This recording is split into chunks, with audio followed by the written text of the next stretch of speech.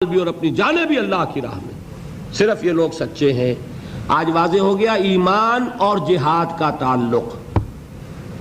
جہاد شرط لازم ہے، جہاد ہے تو ایمان ہے، جہاد نہیں ہے تو ایمان نہیں۔ ایمان حقیقی، ایمان قانونی نہیں۔ ایمان قانونی تو اسلام ہے، اسلام کا تعلق اطاعت سے ہے، لیکن ایمان حقیقی ہوگا تو جہاد فی سبیل اللہ ہوگا، جس کی پہلی منزل ہے دعوت و تبلیغ دین میں جان اور مال کا کھپانا، دوسری منزل ہے اقامت دین کی جد و جہد میں اپنی جان اور مال لگا دینا۔ اس کے لیے حضور کی حدیث سنائی تھی، آمرکم بخمس، حضرت حارث اشعری اس کے راوی ہیں رضی اللہ تعالی عنہ، مسند احمد میں ہے، جامع ترمذی میں ہے، دونوں کے حوالے سے مشکات شریف میں ہے۔ حضور کیا فرماتے ہیں؟ مسلمانوں، میں تمہیں 5 باتوں کا حکم دے کر جا رہا ہوں۔ ایک بات میں کہا کرتا ہوں، ایک لمحے کے لیے سوچئے، وہ 5 باتیں بھی اللہ کے رسول نے بتائیں، وہ ہر مسلمان کو یاد ہیں۔ بنی الاسلام علی 5، شہادت اللہ الہ الا اللہ وان محمد رسول اللہ، اقام الصلاۃ و ایتاء الزکوٰۃ و صوم رمضان و حج البیت۔ سب کو معلوم ہے کس کا فرمان ہے؟ محمد الرسول اللہ، وہی محمد الرسول اللہ صلی اللہ علیہ وسلم، اور ان کا ایک فرمان وہ ہے جو آپ کو سنا رہا ہوں۔ اے مسلمانوں، میں تمہیں 5 باتوں کا حکم دے کر جا رہا ہوں۔ ایک روایت میں اضافی الفاظ ہے اللہ امرنی بہن، اور یہ نہ سمجھنا میں اپنی طرف سے کہہ رہا ہوں، اللہ نے مجھے ان کا حکم دیا ہے۔ وہ 5 باتیں کیا ہیں؟ جماعت کی شکل میں رہو، سمع و طاعت، سنو اور اطاعت کرو، ہجرت و جہاد بالجماعت والسمع والطاعت والہجرت والجہاد فی سبیل اللہ۔ 5 باتیں۔ ذرا اس مجمع میں ہاتھ اٹھائیں وہ حضرات جنہوں نے کبھی یہ حدیث سنی ہو۔ اندازہ ہوا؟ یہ 300 میں 1 کی اوسط نہیں ہے یہاں۔ کیا وجہ ہے؟ وجہ میں کل بتا چکا ہوں، دین کا ایک حصہ انگریز کے دور میں بھی قائم رہا تھا، وہ ہمیں یاد رہا۔ انگریز کے دور میں نماز تھی کہ نہیں؟ روزہ تھا کہ نہیں؟ حج تھا کہ نہیں؟ زکوٰۃ تھی کہ نہیں؟ کلمہ شہادت تھا کہ نہیں؟ لہذا یاد ہے۔ اور دین کا غلبہ تھا کہ نہیں؟ نہیں، غلبہ دین کے تقاضے یاد نہیں۔ سیدھی سیدھی بات ہے، 200 برس ایک شے ہے ہی نہیں، اس کا نتیجہ تو یہی نکلے گا، کیونکہ یہ تقاضے ہیں غلبہ دین کی جد و جہد کے۔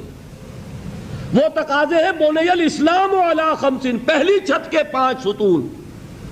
پہلی چھت تو ہے، 5 ستون بھی ہے۔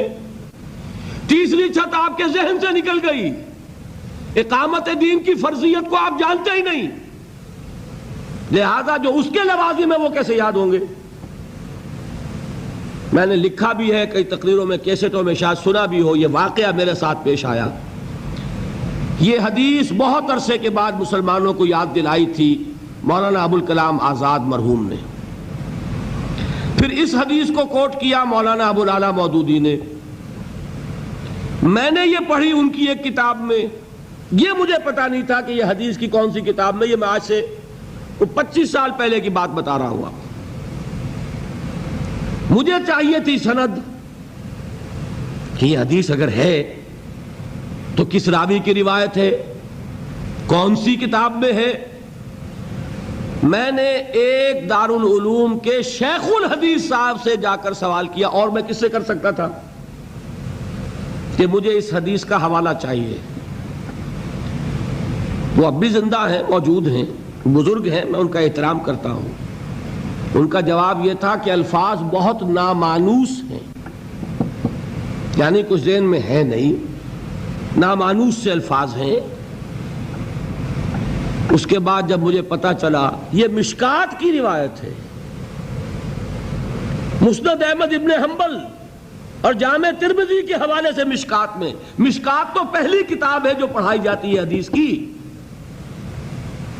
سوال پیدا ہوا کہ یہ کیوں اوجھل ہو گئی نگاہوں سے؟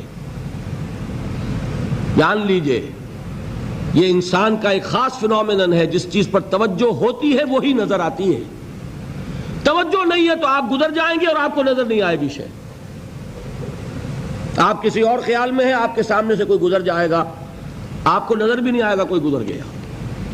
یہ معاملہ ہوا حضرت عثمان کے ساتھ۔ حضرت عثمان کسی فکر میں بیٹھے ہوئے تھے، حضرت ابو بکر گزرے، حضرت عمر رضی اللہ تعالیٰ عنہ گزرے، سلام کیا، انہوں نے جواب نہیں دیا۔ اب یہ ناراض ہوئے اپنے دل میں، جا کے شکایت کی حضرت ابو بکر سے۔ غالباً حضور کے انتقال کے بعد کا واقعہ ہے، اور حضور کے انتقال کے صدمے میں وہ اس وقت بیٹھے ہوئے تھے۔ حضرت ابو بکر سے شکایت کی کہ عثمان کو میں نے سلام کیا، سلام کا جواب نہیں دیا۔ سلام کا جواب نہ دینے کا مطلب یہ ہے دوستی ختم، دشمنی شروع۔ سلام بڑی شے ہے یہ، تو انہوں نے بڑی بات محسوس ہوئی، وہ گئے، حضرت ابو بکر آئے، عثمان کیا معاملہ ہے؟ عمر نے سلام کیا تمہیں، تم نے جواب نہیں دیا۔ کہا کہ ہاشا و کلا، میں نے نہ سنا نہ میں نے دیکھا عمر کو گزرتے ہوئے یہاں سے۔ یہ کیا وجہ ہے؟ اس لیے کہ توجہ اس وقت کسی اور چیز پر تھی، آنکھیں کھلی ہیں لیکن آدمی نظر نہیں آتا، توجہ نہیں۔ آپ پڑھتے چلے جائیں گے، ہو سکتا ہے کہ کوئی چیز جو ہے 10 دفعہ آپ کی نگاہوں سے گزری ہو، آپ نے پڑھی نہیں۔